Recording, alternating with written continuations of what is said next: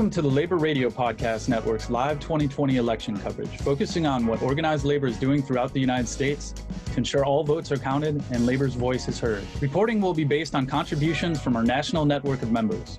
The views expressed do not represent official positions of the network. The Labor Radio Podcast Network has over 70 labor-focused shows in 4 countries and serves as a one-stop shop for audiences looking for labor content and as a resource for labor broadcasters, podcasters, and content producers. You can follow the conversation with the hashtag LaborRadioPod, where we are broadcasting working people's voices 24 hours a day.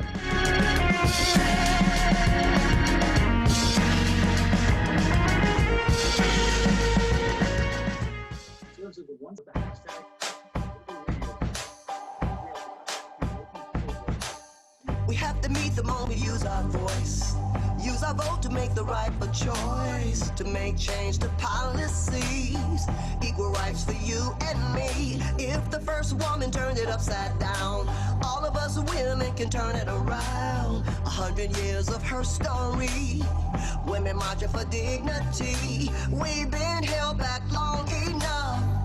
As women, we're strong and tough, arm in arm in unity, unified for the world to see. Organizing had enough, pushing back, we're strong and tough, making change to policy. We've got the right, we are fighters on fire. Justice will guide us. We are the champions. The world's gonna hear us. Roar louder, voting with power, speaking in one voice. The world's gonna hear us. Roar, women vote, vote, vote. Women vote, vote, vote. Oh yeah, women vote, vote, vote. Oh yeah. We'll use our votes to speak as one, looking for a new dawning day to come. Real change is here at last. Seize the moment, can't let it pass. Me for you and you for me. We'll march together till we all are free. In solidarity for all the world to see. Through our votes, they'll hear our roar. Numbers too big to ignore. We've been held down for too long. We've got the right, we are fighters on fire. Justice will guide us. We are the champions. The world's gonna hear us. Roar louder, voting with power. We are inspired. The world's gonna hear us. Roar. Women vote, vote, vote, vote. Women vote, vote, vote. Yeah. Women vote, vote, vote. Women vote, vote, vote. Yeah, yeah. Women vote, vote, vote. Women vote, vote, vote. Women vote, vote, vote. Women vote, vote. This is our time. This is our moment. Collectively, we can make the difference. And all we have to do is vote, vote, vote, vote, vote, vote, vote, vote. We've got the right, we are fighters on fire. Justice will guide us. We are the champions. The world's gonna hear us. Roar louder, voting with power, speaking in one voice. The world's gonna hear us. Roar, women vote, vote, vote. Women vote, vote, vote. Oh yeah, women vote, vote, vote. In the name of your grandmother, women vote. In the name of your mother, women vote. In the name of justice, women vote. The world's gonna hear us. Roar.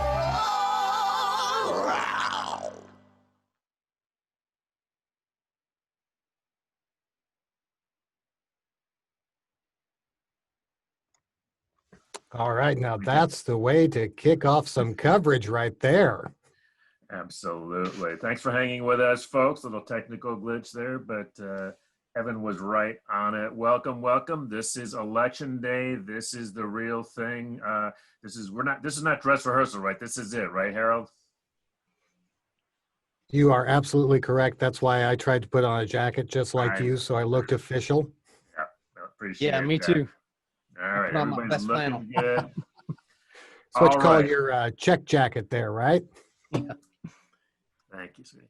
All right, so we're gonna be here, folks, until whenever. We had 5 p.m. till whenever. So we're at some point we're probably gonna have to hand it off to the West Coast. But you are watching and listening to the Labor Radio Podcast Network live election day coverage.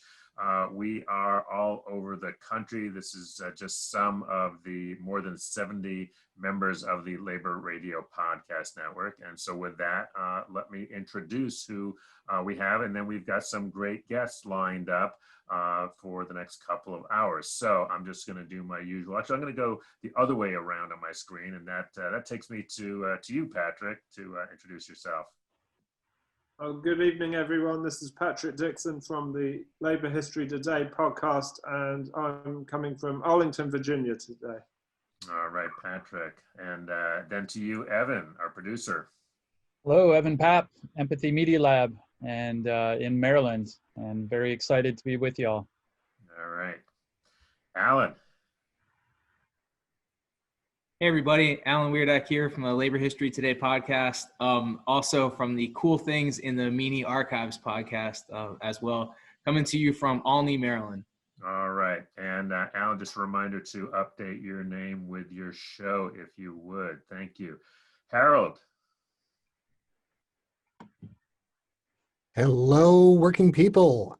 Harold Phillips, co-host of the Working to Live in Southwest Washington podcast, and looking forward to a big night with labor broadcasters and podcasters from around the country. And Harold, I think you had do you have a little something to share with us? Did that work out? You know, it didn't work out, but let me tell you about it, because it would have been fantastic with all the production values and music, and it just would have been glorious, but didn't come together. So here in the Pacific Northwest, when we have a celebratory occasion or when we have a long night ahead of us, what do? We go out and get some of our locally made beer. I like it. So I went into downtown Vancouver, Washington, where I live, and filled up my growlers with a couple of local brews. And along the way, I passed the Clark County Elections Office, where the line is literally spread around the block of people coming in to vote, because Washington has same-day voter registration. And Washingtonians are taking advantage of that. I saw people with their kids.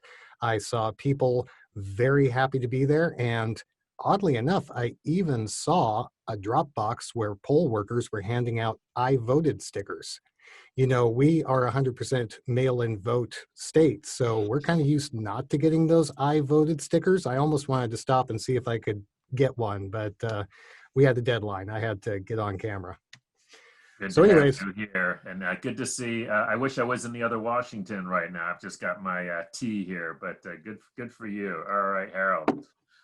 Gene, over to Dallas. This is Gene Lance. Our program is The Workers Beat on KNON Radio at 9 o'clock Central Time every Saturday. We're in Dallas, Texas. Beautiful Dallas, Texas, and rocking the Texas hat. I love it. Very nice. Jeremy. Jeremy Waugh, host of the Break Time Breakdown out of Louisville, Kentucky, affiliated with the Sheet Metal Workers Local 110, and under the SMART International, Sheet Metal, Air, Rail, and Transportation Workers. And like Harold, I'm not from the Pacific Northwest. I'm right here in the good old Kentucky. But I, too, have some local brew ready to go. And I also got a Kentucky favorite just in case. So I'm prepared for whatever happens tonight. Jeremy has really prepared for the evening. I believe that Jeremy's having a little PTSD from 2016 and is all prepared for it this time. So good for you. In fact, Evan is gonna lead us through a little exercise in that later on. Yeah. So I'll have to go get hold of something a little stiffer than my tea at that point as well. Before we go on, just to those of you watching, Alan is going to be monitoring that chat, so feel free to share your comments or thoughts, and then Alan will bring that into the conversation here as well. So we definitely want to hear from you. Also, please share that around to all of your networks as well, so that we can reach the broadest possible audience. So with that, we're working on lining up a couple of folks that are going to be joining us momentarily.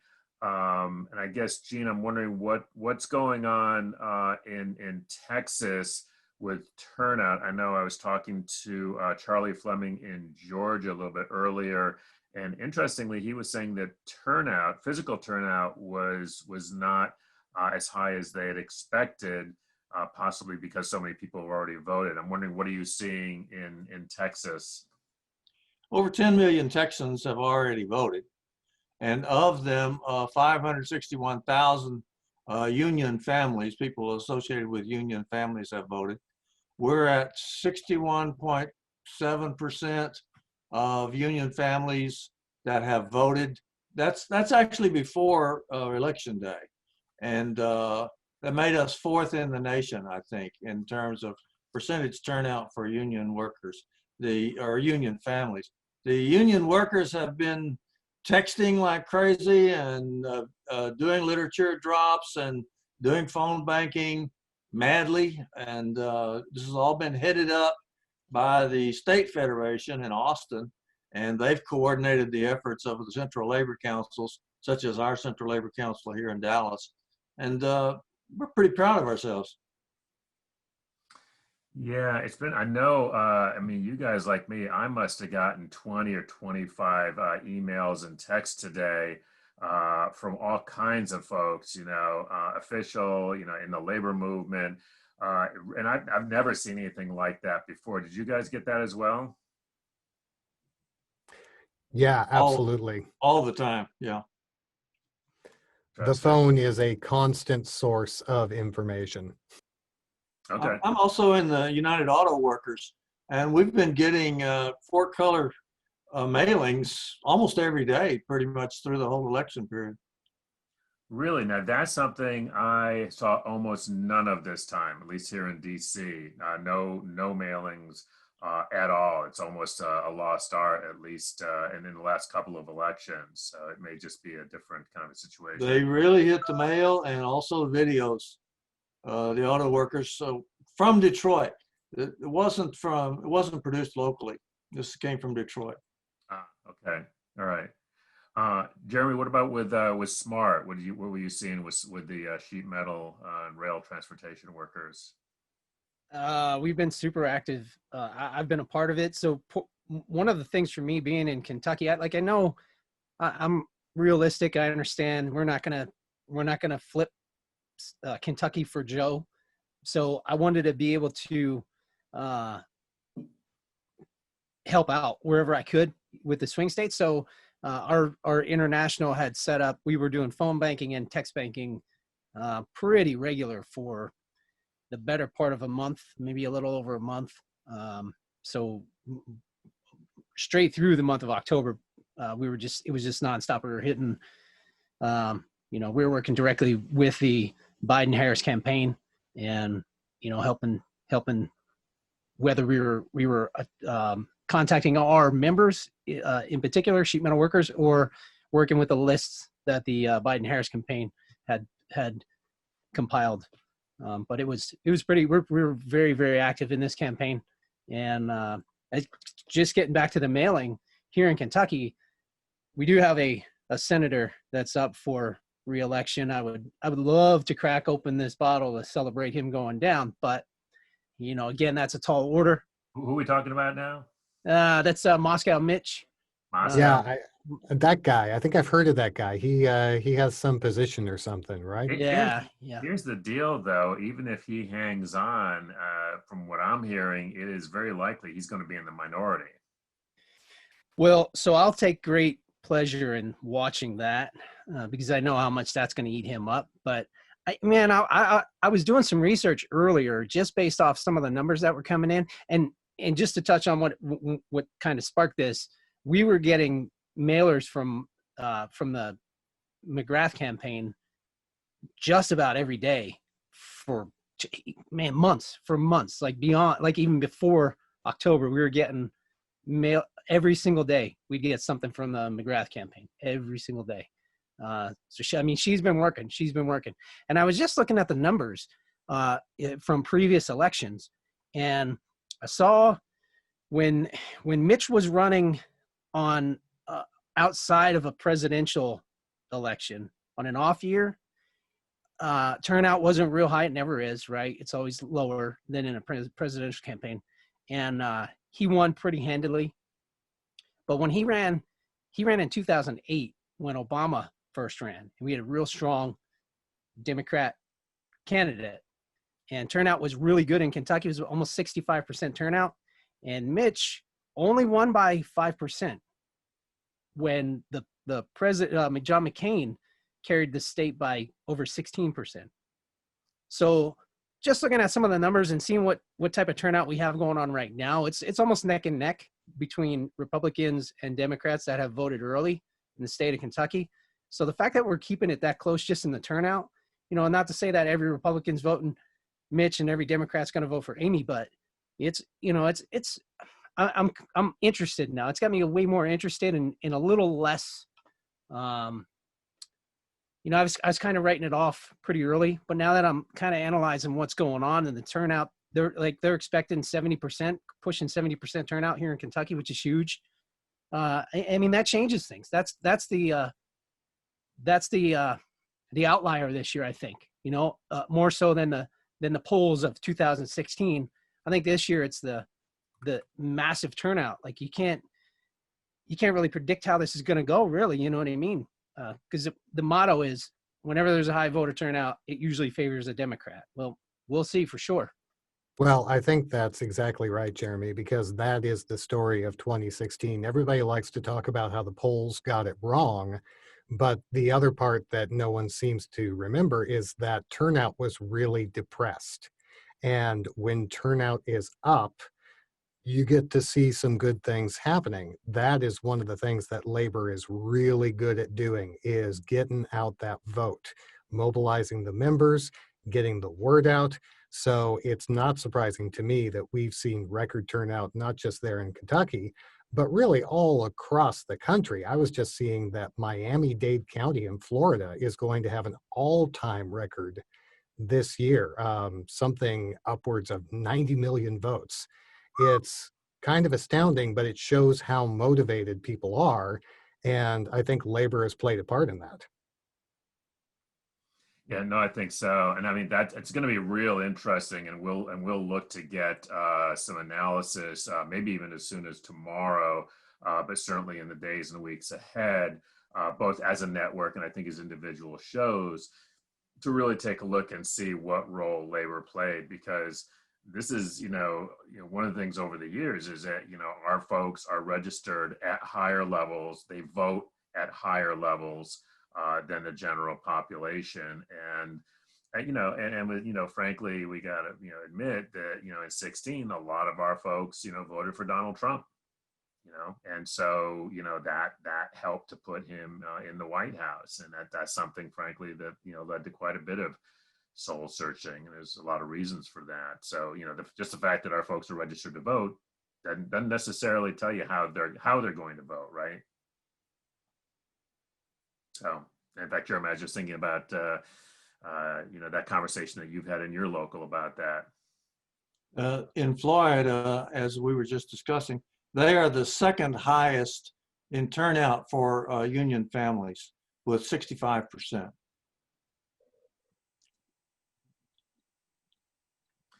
65%. And that's pretty significant, right? Well, you, Yeah, the highest is Montana. I think they got in the 70s.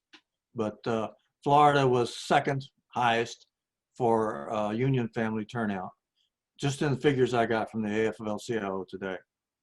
Really, that's interesting. I would not have, you know, Florida is not generally considered, you know, a really high, you know, obviously usually it's the you know, Northeast states that are denser, although it's probably changing, right? That's probably changing.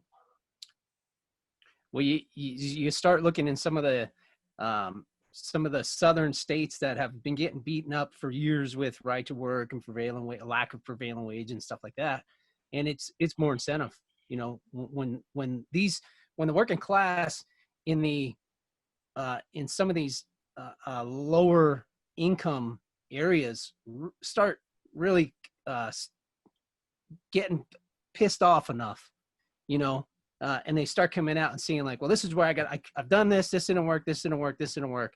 I guess I need to get active politically and vote and whatever. So I mean, you never know what's going to be the breaking point for some folks, but I mean, it's the groundswell we talked about yesterday. The groundswell is definitely bigger than it's been in the past.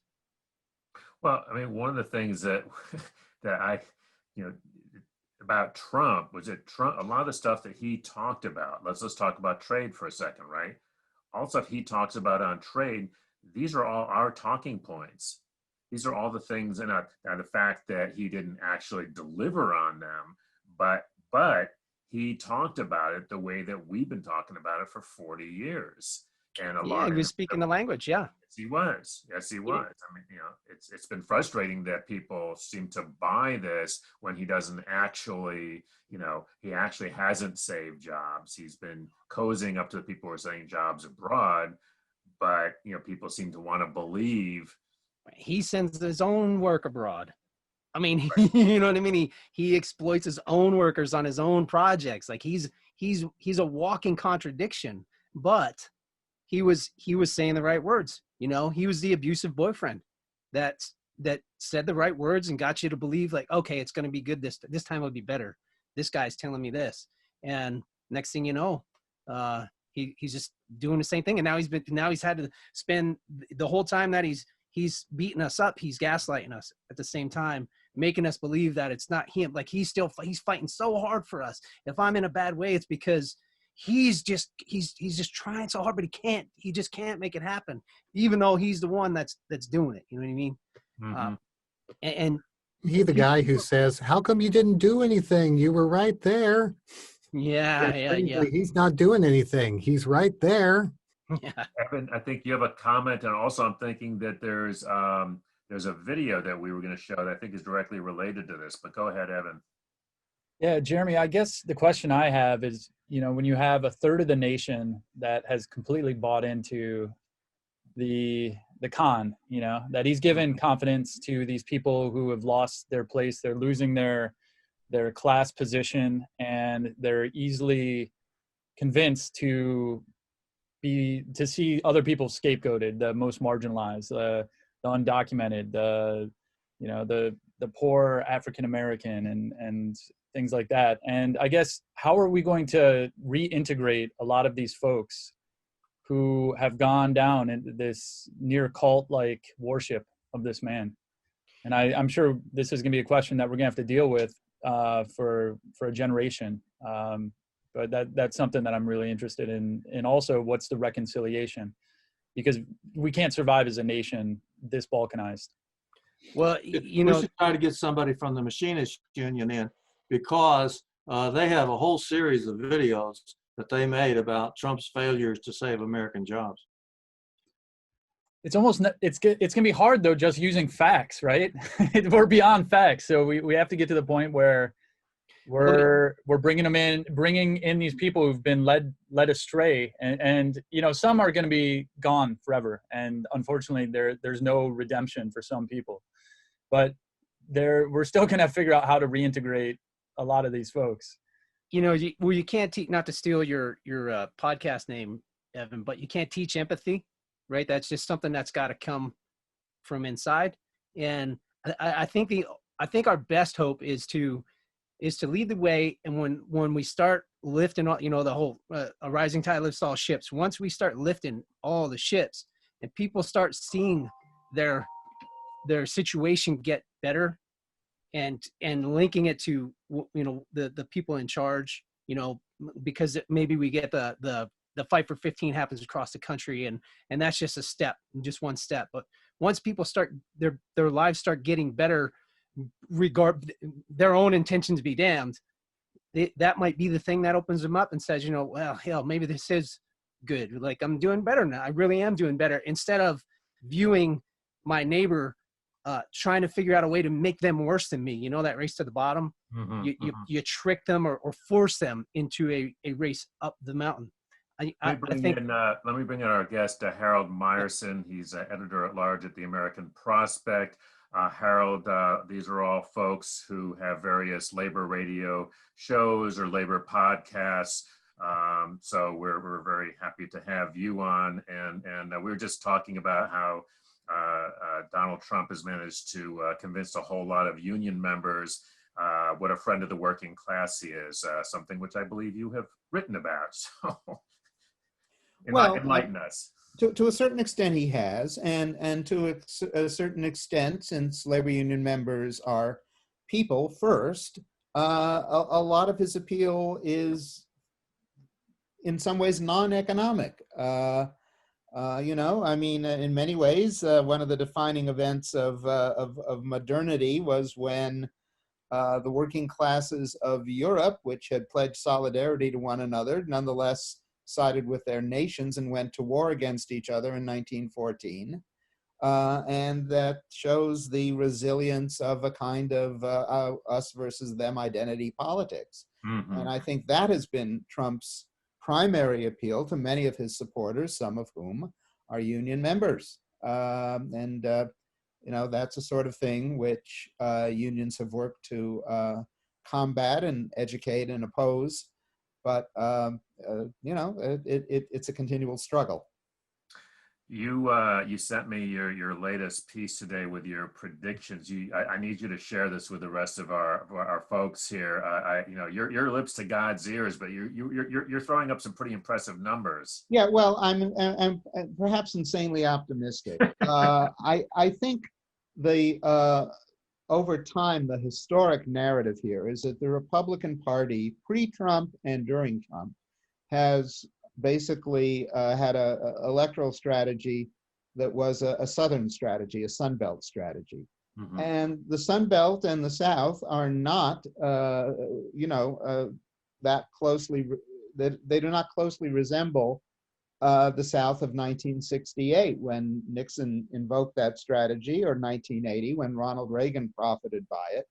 It's much more racially diverse.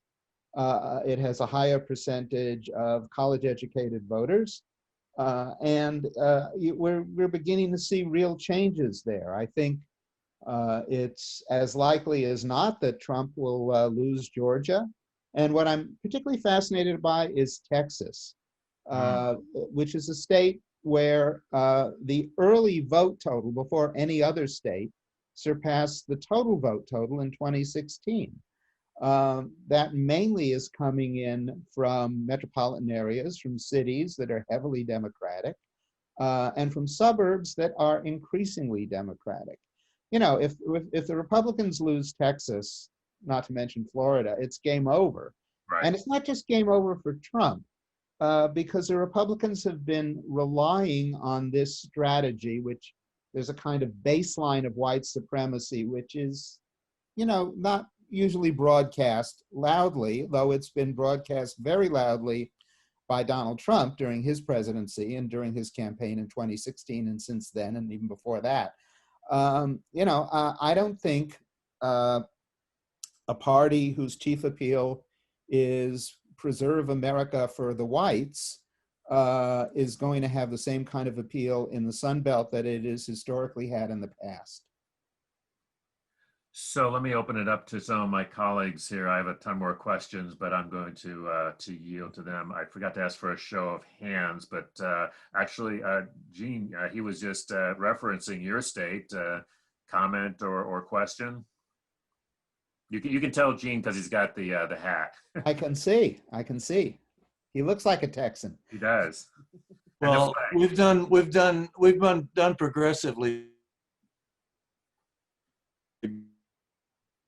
better We're having a sound issue with Gene there. in Texas for the last one, but we can't predict anything because we've never done an election in a pandemic. So we don't even know if all the early voters were Democrats, although that's what the pundits keep telling us. But nobody in the labor movement here in Texas is taking anything for granted. We're just continuing to work right down to the wire. Good. And while we're in the Texas thing, Harold, I'd love to get your take on this. I think just, I mean, in it's hard to rank all of these, but this brazen attempt to disqualify 126,000 votes can just break that down. And I mean, this is broad daylight robbery, right? Well, it was so broad daylight that the state Supreme Court, which is entirely Republican, right, dismissed it, and then it went to a Republican federal judge who also dismissed it. This gives one hope that Republican judges have at least a minimal standard of not being outrageously both illegal, ridiculous, immoral, etc. So let us hope that minimum standard continues. But it's a mark of the electoral desperation of the Republican Party, which for years since Goldwater has been a party that was opposed to minority rights, and as it's become a minority numerically itself, it's now also a party opposed to majority rule. That doesn't leave much for a governing doctrine. Let me ask you, and I'm sure other folks are going to want to jump in too, but obviously Labor's been pushing hard for Joe Biden. You've been around for a minute. What's your read? I mean, is President Biden going to be the best thing since sliced bread for the working class in America? Well, if we grade him on a curve, he is certainly more pro-union, I think, than the last three Democratic presidents, than Jimmy Carter, than Bill Clinton, and then Barack Obama, none of whom really pushed that hard for labor law reform. I think Biden, partly simply by virtue of kind of where he grew up and that sort of thing, has a little more union DNA in his bones than his Democratic predecessors. And there have been, also changes in public opinion. I mean, in the latest Gallup poll, unions had an approval rating of 65%. Right. That's higher than it's been in decades. And believe me, 65% of the American people are not Democrats. That reaches out to, some Republicans. People are beginning to get that the levels of economic inequality that we have are ridiculous. So it's a combination of, where Biden is at, but where the public is at, and that matters. And it matters that, millennials and Gen Zers are more progressive on economic issues, perhaps, than any generation in American history. So, it's a combination, as with Roosevelt, it's a combination of the man and the moment. And both of them, I think, are fairly propitious. We're talking with Harold Meyerson, editor-at-large at the American Prospect magazine. Evan, I think you had a question or a comment? Yeah, Harold, I love the American Prospect. I get it in my inbox daily. I think everyone should subscribe, and you have some of the best writers, and you're ahead of the curve oftentimes on news coverage. My question is, going into the next administration, assuming that Biden's going to win, that the Democrats are going to have the House and Senate, how pro-union are Schumer and Nancy Pelosi? And how do you push them harder? Because even if you have Biden there, I think Schumer's a creature of Wall Street, and I think Nancy Pelosi is a creature of the Silicon Valley interests, the Paul Pelosi interests, also Wall Street interests. And I'm not really clear how favorable and supportive they are to labor. Well, labor isn't the Bernie people. Labor is more part of the Democratic establishment. My worry is you know, my worry is it would be a byproduct of democratic success if we start winning Senate seats in states like Georgia. You know, can you count on those folks to back really ambitious labor law reform and that sort of thing? If you'll remember, earlier attempts at labor law reform in the Clinton administration and the Obama administration and the Carter administration all passed the House and never made it past the Senate, where there was the 60-vote threshold, because Southern Democrats who existed at that time in the Senate were opposed. I remember a retrospective discussion with Tom Donahue, who had been the Secretary Treasurer of the AFL-CIO under Lane Kirkland, a better guy than Lane Kirkland, and I do not mean to damn him with faint praise by saying that.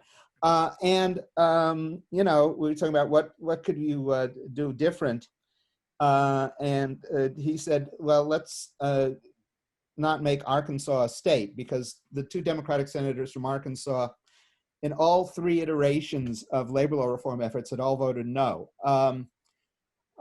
So first of all, you know, nothing's going to pass. It's any decent unless the Democrats get their act together to get rid of the filibuster, which is one more, you know, blockage point for any progressive legislation. Then, you know, between the Joe Manchins and whatever, it's going to be a push. But I don't think the main push will be against Schumer and Pelosi. I think the main push will be against, if they're Democratic senators like Joe Manchin, notwithstanding, you know, the heroic Union heritage of West Virginia, which unfortunately is not what West Virginia is today. So it's my 2 cents on that. Patrick? Hi, Harold. This is Patrick Dixon from Labour History Today. 12 years ago, supposing it plays out as you predicted, 12 years ago, the Democrats controlled each chamber and the presidency. And I remember many similar discussions about how irrelevant the Republican Party seemed to be. We know how the Republican Party responds to progressive legislation. They'll describe it as communism. They'll describe it as socialism. They'll say that we're going to Venezuela. And yet, as absurd as that seems to be, in 2010, that convinced some people, and it hamstrung the entire remaining 6 years of the Obama administration. Do you think the Democrats have learned lessons from them, and why should we be sort of confident that it would be different this time? I'm not saying we should be confident, but I do think it'll be different if they get rid of the filibuster. Because look, the Democrats are not going to have 60 senators, no matter how good the election turns out to be. You know, I mean, had there not been the 60-vote threshold in the Senate, this stuff would have, you know, labor law reform, the previous iterations of which are not as good as what the House under Pelosi has already passed in the PRO Act, and certainly not as good as Biden's labor platform, which has some things that go beyond the PRO Act, chiefly getting rid of Section 14B of the Taft-Hartley Act, which is right to work. You know, had there not been a 60-vote threshold in the Senate, stuff would have gone through then, which didn't. So I think that's one grounds for potential optimism if, and it's a very big if, the Democrats can get rid of the filibuster. The other issue is what I alluded to in the change in public opinion. You know, in 2009, people knew the economy was really screwed up, but the notion that it was sort of structurally screwed up wasn't that widely shared. Right now, particularly among young voters who have seen a recovery which largely left them behind after 2008, and then seen the dislocations of the pandemic and how that's intensified economic inequality, you know, I think now there's greater public sentiment for lasting change, and I put more stock in that, perhaps, than anything else. Yes, this is not something Wall Street wants, but you know, I think there's going to be more push from our side now than there was in 2010, than there was in 1994, than there was in 1979. Harold has a question, and I think Evan will give Evan the final one. Harold, I know you. Harold Phillips has a question for Harold Meyerson, just to keep my Harold straight here. Oh, Hi, there's Harold. one, Harold. Harold, co-host of Working to Live in Southwest Washington. So, Harold, we've been talking a lot about the Democratic Party and Democratic politics. I think it's important to remember that there are union members and working class people who do identify as Republican. And as you came on, we were having a conversation about how we reach out to those people, how we try to get them to move forward from this moment.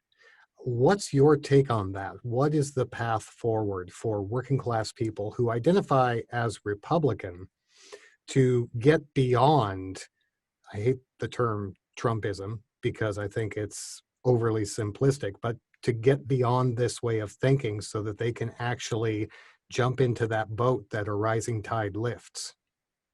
Well, it's been a long time since a rising tide lifted all boats. The standard line, which is trite, and I'll say it anyway because it's true, is that our rising tides of the last, 4 or 5 decades have lifted the yachts, and that's it. So, the Democrats need to produce a rising tide that lifts all boats. Otherwise, I don't know why these people would climb aboard. Why would you climb aboard a boat that's just sitting there, or worse yet, sinking? That's in theory, that is our value added, that we, and I'm referring specifically to Democrats, but that unions and progressives can produce that kind of rising tide. And that was, that's what underpinned the New Deal coalition for 30 years after World War II. Once that stopped in the mid-1970s, it began to fall apart. It partly began to fall apart because of issues of race and racism. But, really the failure of Democrats to address what used to be considered the party's base, which was working class America, has been going on for decades. And until, we prevail to get the Democrats to do that, you and people like you are going to be asking this question. I'm going to be asking this question. Not just people named Harold will be asking this question for a very long time. So, if Biden wins, we have a clear path ahead of us that we have to, push the party and push the nation onto, if we're ever going to stop worrying about exactly the sort of thing you asked about. And before we let you go, I think Evan had a quick follow-up. And I know American Prospect has covered this a little bit, but the Federal Reserve is the greatest credit creation in the history of the world. And it's just proven itself again over the last 6 months with over $6 trillion.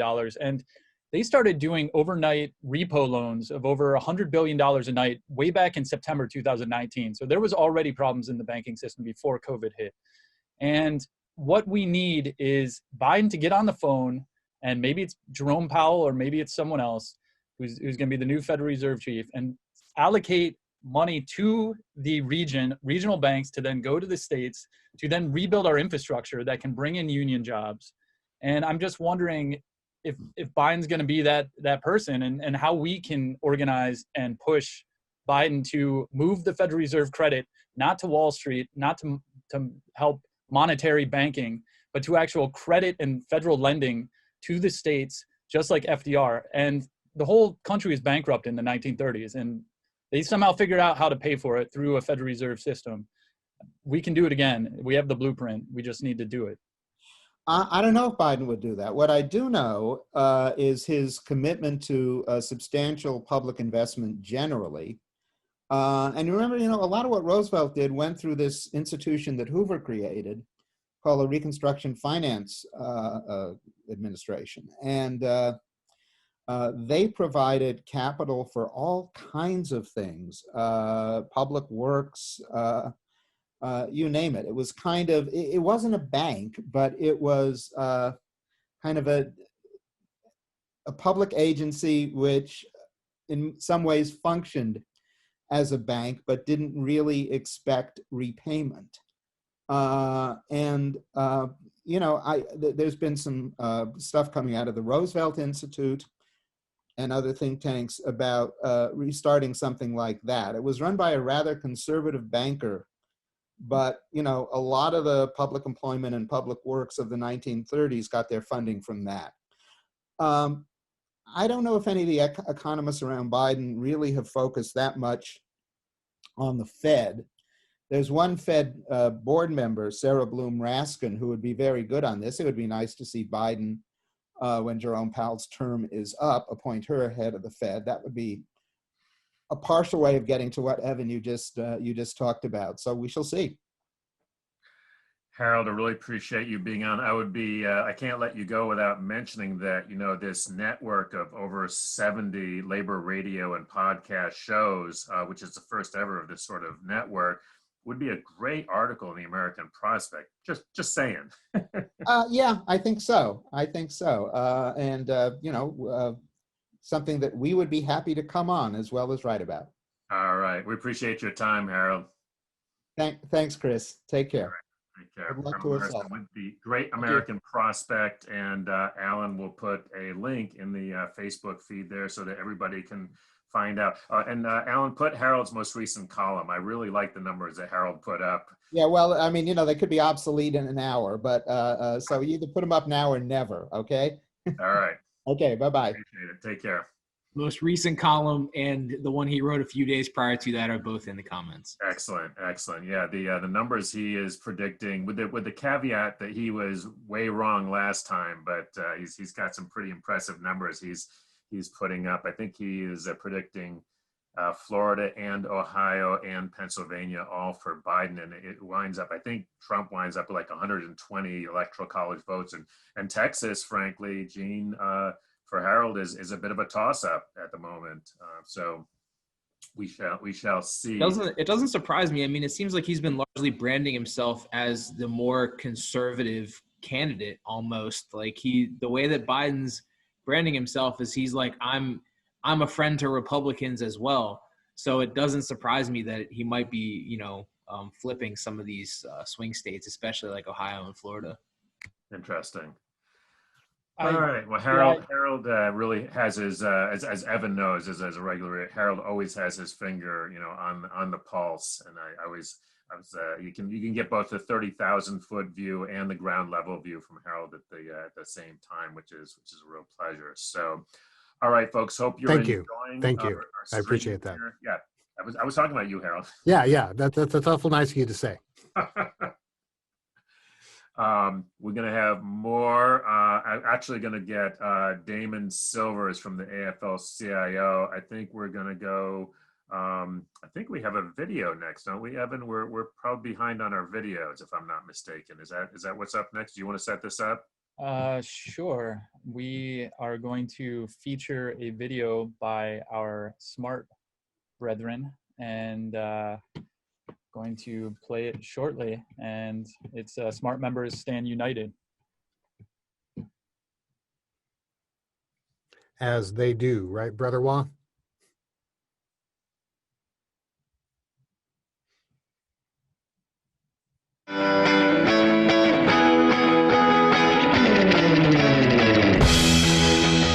Joe will be a champion for the poor and the middle class. He's out looking for our interests as far as protecting our pension, our right to organize. He's not trying to take health care away from the citizens during a pandemic. Joe Biden is for the blue-collar working man. He's going to build back America through union labor.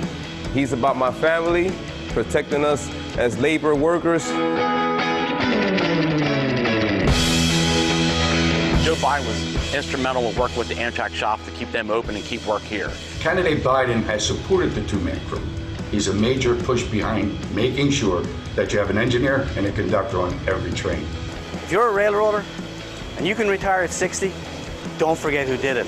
Joe Biden did it. He understands railroad workers. He understands working people. He knows what we go through. You're not second class with Joe Biden, you're first class. You may be middle class, you may be low income, you may be this or that, but you're a first class person. He's going to take care of our wages, benefits, and standards for sheet metal workers. Strong fighter, and he goes across the aisle and gets things done. He's the kind of guy that could bring the country back together again.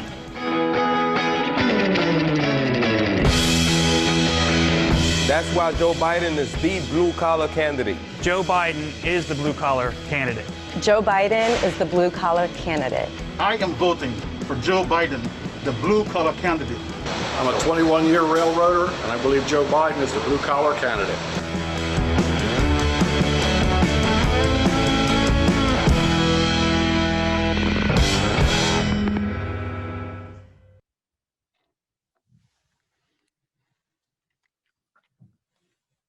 Good stuff, Jeremy. That was, I think that was something that our fellow Labor Radio Podcast Network member Mike Blaine threw together pretty recently, right? Yeah, just like a day or two ago, I believe. Yep. Very cool. I like it. It's he got a lot of authentic folks. It's got some good music driving it, and it's not that long. So kind of. Yeah, they do a good job. Paul Pimentel is supposed to be joining us later, I believe. So 7 o'clock, I heard. Yeah. Yeah, so he can talk more about that. I mean, that's his that's all his stuff. Paul and Michael are partners. So, Jeremy, you mentioned a little bit when I interviewed you a while back. I still got to put that interview out, and a lot of people don't know even what a sheet metal worker is. And this is another thing that when we're talking about the next generation of millennials, they have not seen production. They're growing up in the post-industrial world that a lot of people take for granted, who saw production, slowly shrivel up in this country. And obviously, you're at the forefront of actually creating things. So this may be something that we may want to pick up after the station identification, Chris. So I was going to suggest that why don't we go ahead and, since we're at the top of the hour, do the station identification, and then when we come back and do the quick round of intros, Jeremy, you can take that and run with it. Sure. Yeah. Absolutely. All right, folks. That's going to do it for this first hour of what I'm sure is going to be a long evening, but that's okay. We're all settled in. I'm a little jealous of, we've got bourbon over here. We've got, looked like an IPA over there and up in Vancouver. IPA. It's a wit. My bad. Is it a hard W or is it a V? It's a Belgian wit beer. There you go. Obviously, we're going to have to do a special show just on what the Labor Podcast radio folks are drinking. Dude, Labor drinks. I mean, that is a great podcast idea. Let's just get a bunch of union people talking about what they drink. Aha, there we go, Boston. All right, yeah. I think that's a whole topic right there. Absolutely, and we may get to it tonight before the show is done. All right, Evan, why don't we go ahead and run our station identification, and we'll be right with you.